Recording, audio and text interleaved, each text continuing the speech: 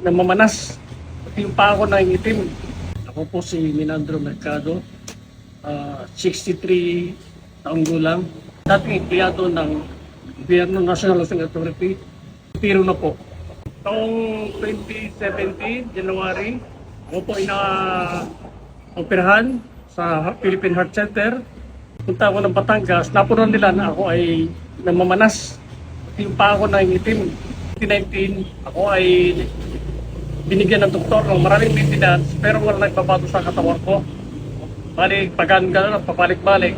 Hanggang sa nung batikman ko ang JC Organic Barley, mga 5 araw, after 5 days, naramdaman ko na nagbago yung aking sarili, nawala yung pamamaras ng katawan ko, at ako ay nawala na rin, unti-unting nawawala yung pangingitim ng paa ko, ay labas ko lahat yung toxic na laman ng tiyan ko. Ito lang pala yung makakasagot sa problema ko sa aking kalusugan. At ako ay lubos na nagpapasalamat dahil kung hindi ako naalok ng bayaw ko, sigurado hindi ako makakasama sa mga nakaraan. Kaya laking pasasalamat ko sa JC Organic Barley.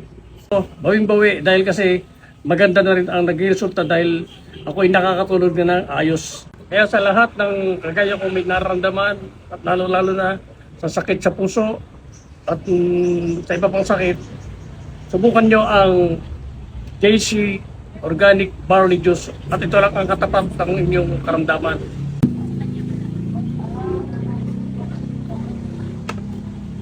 Sarap, matamis-tamis.